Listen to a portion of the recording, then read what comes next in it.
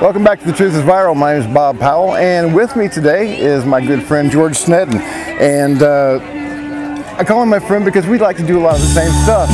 George and I, neither one of us have a lot of disposable income, so in order to give back to the community, we like to donate our time, our talents, and our services to local charities. And today we're at the Alpena Band Shell with the Alpena Bikers Coalition and Friends Together to raise money for this wonderful organization that provides services and counseling to people that are going through cancer, the patients and their families too. I personally took advantage of their services last year when my wife and my mother had colorectal and liver cancer and died from it. And without them, I don't think, it just would have been a lot harder. They're some really wonderful people, and they raised, what, $120,000 today so far? $123,000. And, the last time that we got together was back in February for the Polar Plunge, which is part of the law enforcement torch run, and we raised money for Special Olympics. Yeah, awesome. And, it was great because we were able to kill 3 birds with 1 stone. I was able to fulfill the request of a lot of trolls that asked me to jump in the lake.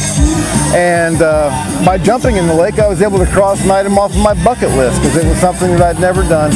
And we raised several $1,000s for Special Olympics in Michigan. So we did a pretty good job of that. Awesome. And George, you do this a lot more than I do. So what's your main motivation for giving of yourself to charity? Well, like for Friends Together, I do it for because my mom has cancer. This is her 2nd time having it. She was cured like for the first 11 years, and then it came back. Cool. That's tearjerker for me right there. But just like, it's like I was always taught by my mom to have good morals and to help the people that's unfortunate. I've been in poverty. I've been where a lot of people have been where I was. And it's just, to me, I've been in like this Polar Plunge. I was in special ed my entire life. And it's just something that I can give back to the community that makes me feel special, and that I know I've done something to at least help out and just be there for somebody that needs help. Yeah, that's awesome. So folks, you don't have to have money to give back. If you've got a talent, if you've got time, volunteer, donate. Donate your time, donate yourself. And that's, nobody can ask any more of you. But now we're going to get to this episode of The Truth is Viral. We're going to talk to Patrick Heron, because Patrick Heron wrote the book, The New World Order, or The Rise of the Antichrist and the New World Order. And in it, he's talking about how New York City is the whore of Babylon.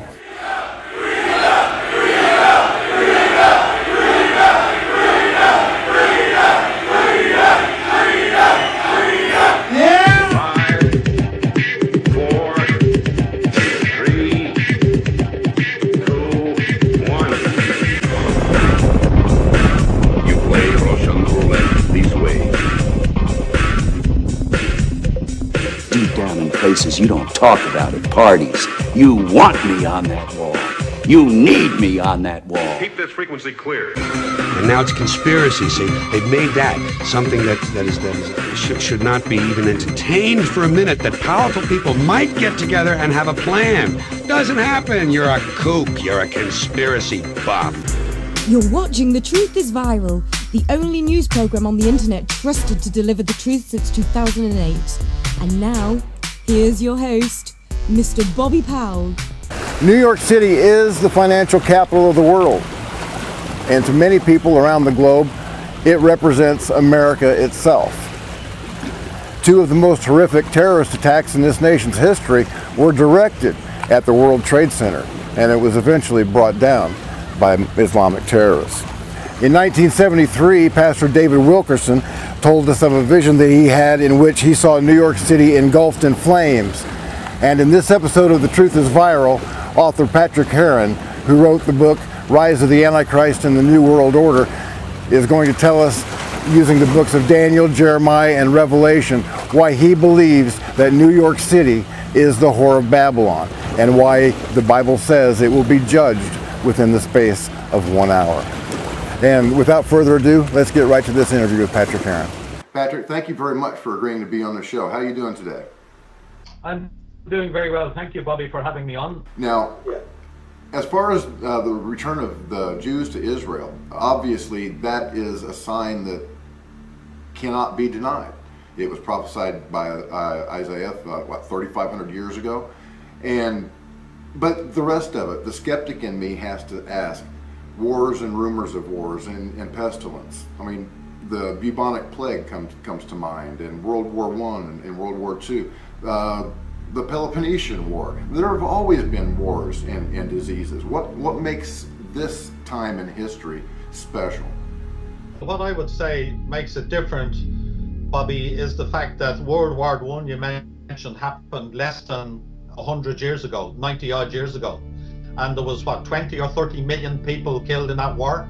Now, that had exceeded any other war prior to that. Sure, you got a lot of wars before. I mean, when you spoke about the return of the prophecy about the return of the Jews to Israel, when Titus went in and 70 AD and sacked Jerusalem, he slaughtered about 1 million Jews back then, and the rest of them were scattered all over the face of the world, hence the wandering Jew. That was to fulfill a prophecy that said the Jews would be scattered all over the world. Everywhere they go, they would be despised and persecuted and hated, and that's exactly what happened to them. And that, I think Ireland is one of the few countries that a Jew was never killed in. If you go back and look at the history of everywhere they went, they've been persecuted and murdered and absolutely hated everywhere. And of course that culminated in the Holocaust when millions of them were killed. But many other prophecies that said the Jews must be restored to Israel and Palestine, and that God would bring them back there. In fact, one of the prophecies said that this would happen in one day. And in one day back in 1948 in May, the Americans went in with a proposal into the UN that Israel be made a nation state again and have its own flag and have its own country and its own government. It was backed up by the Brits, and in one day literally they became a nation state. Now there's 6.5 million of them there.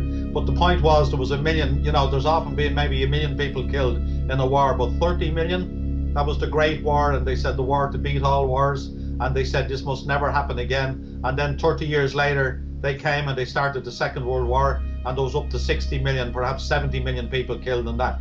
Now you throw that in with what's happened with Stalin in Russia, with Pol Pot in Cambodia, with Mao Zedong, then I'm saying that in the last 90 years or so, the amount of millions and millions of people that have been killed in wars far outweighs any other time in history. You put that together with all the rest of the stuff that's going on, not to mention a lot of the new revelation that's coming out now about the return of the fallen angels, which is what I write about in my new book, Return of the Antichrist and the New World Order, and all the UFOs and, you know, alien abductions and sightings and all this other stuff, not to mention what's going on in Hollywood and all the movies that's coming out of there. Then I would say that we are definitely in the last days. Whether that's this year, next year, or 10 years or 20 years, I do not know. Okay, well, let me ask you a question. I saw one of your videos on New York City, and you compared that city to the Whore of Babylon. It's a very interesting theory, and the way you laid it out, it sure does fit. Can you talk about that for just a minute? Okay, well, as I said, my recent book is called Return of the Antichrist and the New World Order, and it's all about this man who's coming called the Antichrist, and his various nefarious activities when he does come back to Earth. Also, I show in my book what his name is, where he comes from, where he is at present, when he will arrive on the world scene, and also his ultimate demise and his future eternal demise, or where he's going to end up in, which is not a very nice place. And you know, it's because we're in the end times now. At the end of the book of Daniel, Bobby, Gabriel was talking to Daniel, or Daniel was talking to Gabriel, the angel Gabriel, who dictated the book to him. And Daniel asked Gabriel, he said, what do these prophecies mean and when shall they come to pass? Because a lot of the book of Daniel are parallel prophecies with the book of Revelation. Right. And Gabriel said to Daniel, he more or less told him to mind his own business. He said, the prophecies are sealed up until the time of the end. And he said, in the end times, knowledge shall be increased, and many will run to and fro. So that knowledge being increased, I believe, is not just a technological knowledge or scientific knowledge, which we've had an explosion of in the last 100 years or so, you know, to the point where I can talk to you live now from Dublin, Ireland. and you're over there in Wisconsin. It's incredible. All right, you know, smartphones, I can talk to my kids and see their faces. Huge increase in knowledge. But I believe it's also a knowledge in the Word of God and in these secrets and mysteries that have been disguised and hidden by God, which are a lot of them hidden in plain sight in the book of Revelation. So that's why this place is coming out now. So in the 17th and 18th chapter of the book of Revelation, it says, "And he, the angel, said unto me, the waters which you saw, where the whore or the harlot sits, are peoples and multitudes and nations and tongues. And the woman which you saw is that great city which reigns over the kings of the earth." Okay, so in other words, it tells you exactly what the woman is. It says that woman you saw is the great city which reigns over the kings of the earth. 5 times in Revelation 17 and 18 we're told that this prostitute, the whore of Babylon, the harlot, the great woman that he says is a great city. Okay, so if people says that it's the Roman Catholic Church, they're wrong. Or if they say it's a Muslim empire, they are wrong. Or if they say that it's several cities or countries out in Eastern Europe or in the Arab world, they are wrong, because 5 times we're told it is a great city. Okay, so when it says, "On the woman which you saw is a great city which reigns over the kings of the world," if you turn that around, it means that the Antichrist and his prime ministers or his generals are going to reign from this great city. Anyway, we'll go on and I'll give you some more clues about this great city. It says, "And he, the angel, cried with a loud voice, saying, Babylon the great is fallen, and has become the habitation of devils, and the hold of every foul spirit, and the cage of every unclean bird." And then it says, "And the 10 horns," this again is talking about the 10 rulers who are going to reign with the Antichrist, "which you saw upon the beast, these shall hate the prostitute, which is the city, and shall make her desolate and naked, and shall eat her flesh and burn her with fire." Now this is talking about the end of the time of the apocalypse, when this great city is going to be burnt with fire. Again, this is the future. I believe this is in the time of the of Armageddon, but I have to point that out, because talking about these 10 rulers, it says when it's burnt with fire, it talks about the great merchants and kings of the earth. When they see this great city burning, it says, and this is in Revelation 18, "standing afar off for fear of her torment, saying, Alas, alas, that great city Babylon, that mighty city, for in 1 hour is thy judgment come. The merchants which were made rich by her," that's another clue, "shall stand afar off for fear of her torment, weeping and wailing, and cried when they saw the smoke of her burning, saying, What city is like unto this great city?" And it goes on, it says, "The merchants of the earth, which waxed rich through the abundance of her delicacies," there's another hint, "and abundance of her delicacies means her excessive luxuries, and the merchants of the earth shall weep and mourn over her, for no man buys their merchandise anymore." And it gives a list of everything you can buy in this great city. It says gold, silver, precious stone, pearls, fine linen, purple, silk, scarlet, thyme wood, all manner of vessels of ivory, precious wood, brass, marble, etc., etc. And it says, "The merchants of these things, which were made rich by her, shall stand afar off, saying, Alas, alas, that great city that was clothed in fine linen and purple and scarlet, and decked with gold and precious stones and pearls, for in 1 hour is so great riches come to naught." And it says, "And every shipmaster," there's another clue, "and all the company of ships and sailors, and as many as trade by sea, stood afar off and cried when they saw the smoke of her burning, saying, Alas, alas, that great city, wherein were made rich all that had ships on the sea, by reason of her costliness, for in 1 hour she is made desolate." Now this great city, in other words, it's a huge trading city. The reason it gives us a whole list of goods is that's what it's telling us there. I believe the clue is saying is you can buy anything in this great city. And we go back to Jeremiah chapter 49 and 50 for these prophecies. Now these prophecies in Jeremiah chapter 49 and 50 are also speaking about this great city, and not only this great city, but also not only Babylon, but the land of the Babylonians. So now it's talking about the city and the country that this city is in. Now we know that Jeremiah is talking about the same time of the apocalypse, Bobby, because 8 times in these 2 chapters, it talks about it is the day of the Lord's vengeance, the day of vengeance, the day of the Lord, the day of his cruel wrath, Christ's day, that day, the day of his cruel anger. All these are expressions referring to the day of wrath or the day of the Lord, which we call the Great Tribulation or the time of the apocalypse, the 7 years of Great Tribulation, or 3.5 years, whichever it is, I'm not totally sure.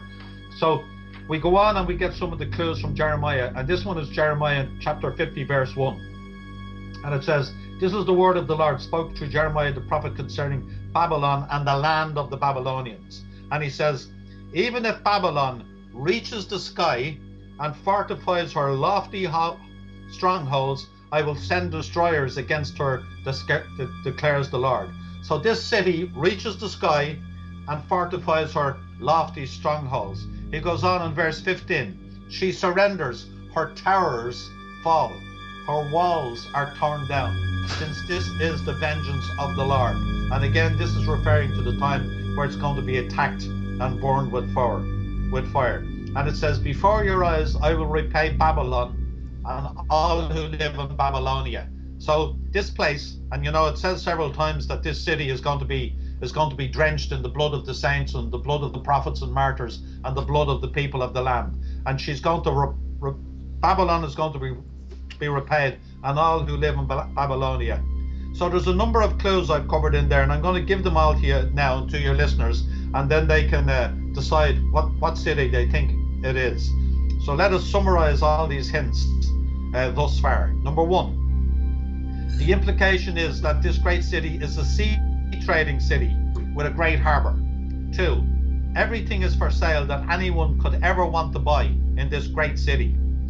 3, it is the financial centre for world trade and commerce. 4, businessmen, merchants, bankers have made vast fortunes by trading with this city. 5, this city has a multicultural population drawn from all corners of the globe. 6, this city has high towers and lofty strongholds that reach to the sky.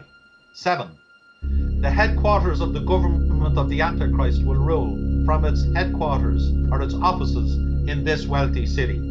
8, this city is described as the mother of prostitutes and has a golden cup in her hand, and she sits by many waters. 9, this city and country has excessive luxuries and vast riches. In other words, this country and the people in this country are probably the richest people that ever lived in the history of the world. 10, this city is evil, and all manner of sin and godlessness will operate there. So there basically are the 10 clues, and I think you and most other people can probably come to the same conclusion, Bobby, as to what this city is talking about. I'm Pete Santilli, and you're watching The Truth is Viral. Do not click away. We'll be back with more in just a moment.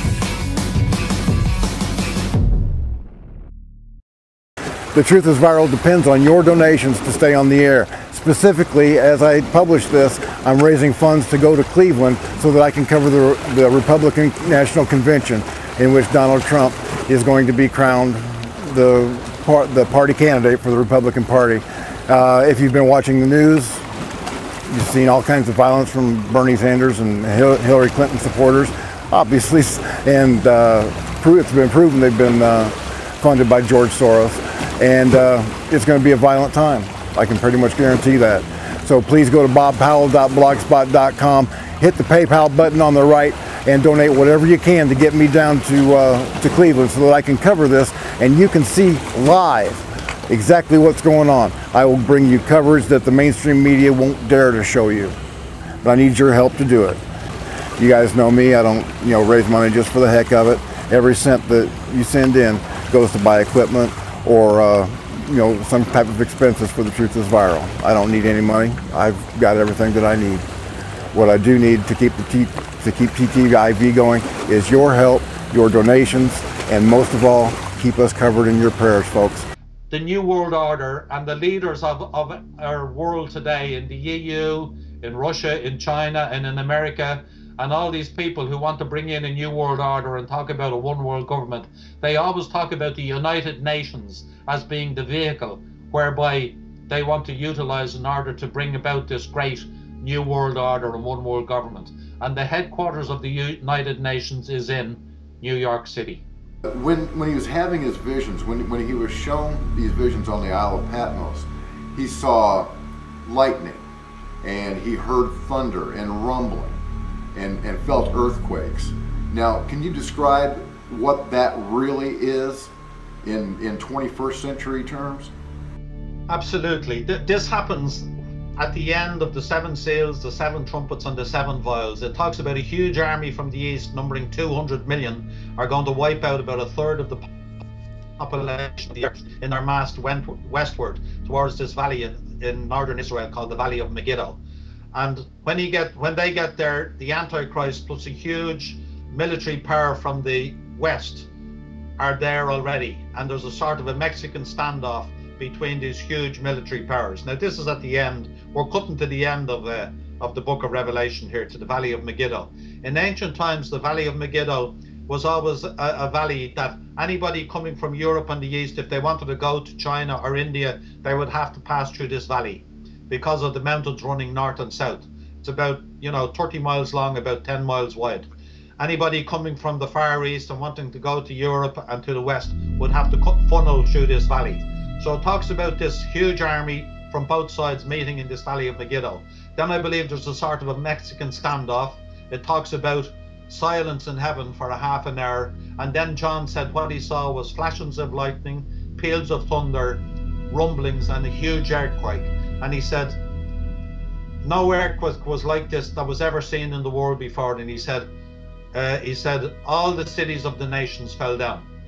Now, but I believe what John was describing there was a nuclear strike, because he said he saw flashes of lightning, similar to the flashes of lightning we saw, for instance, when they were going into Iraq, and missiles firing at night like flashes of lightning as all these missiles and bombs were shot off and fired into the night sky. It said he saw lightning. Again, if you're standing near these huge missiles when they're shooting off, it's like lightning. He heard rumblings. The rumblings were the explosions in the distance when he heard these bombs going off. Boom, boom, boom. And he said peals of thunder. Again, I believe you're a military man. If you're standing anywhere near these huge rockets and missiles, when they're being fired off, they're like cracks of lightning in your ear, banging off all over the place. So when he saw flashes of lightnings, he heard peals of flashes of lightning, peals of thunder, rumblings, and a severe earthquake. And he said no earthquake was ever like this in the whole world before. And he said all the cities of the nations fell down. Now, the world nuclear strike were not in John's vocabulary. John was probably in his 90s when he got this vision of the on the Isle of Patmos, when he wrote the book of Revelation. He could only describe things in terms of his own understanding and his own vocabulary. So when he saw flashes of lightning, peals of thunder, rumblings, and thunders, he was describing a nuclear strike. And the one that seals it for me, Bobby, is the fact that he said all the cities of the nations fell down. Now, brother, let me tell you, there's only one thing that's going to make all the cities of the nations fall down at the same time, and that is a nuclear strike. And that's why I read earlier describing the great prostitute, the great city, the whore of Babylon, New York City. It's going to be burned on fire, and in 1 hour, it's going to receive huge destruction. I'd like to remind everybody, though, to go to bobpowell.blogspot.com, hit the PayPal button on the right-hand side of the page, and leave me a donation so that I can get down to the Republican National Convention in Ohio and bring you coverage that the mainstream media won't dare to give you. I will be down there in the trenches, folks, where the metal meets the meat. I'm going to see if I can trigger some of these George Soros funded protesters. Actually, they're not protesters, they're just call them what they are. They're rioters. They're violent people, and I've got some experience with them. Check this link out, and you'll see how I dealt with them last time. Let's see how I deal with them in Cleveland in July 27th. If you want to burn this flag, you're going to have to take it from me. Thank you for watching The Truth is Viral. My name is Bob Powell, and as always, God bless, Semper Fi, and hoorah. Thank you for watching The Truth is Viral with your host, Bobby Powell. Make sure to follow The Apocalypse on Twitter at The Truth is Viral. Like The Truth is Viral on Facebook, and if you can, please remember to donate to the cause via PayPal at www.bobpowell.blogspot.com.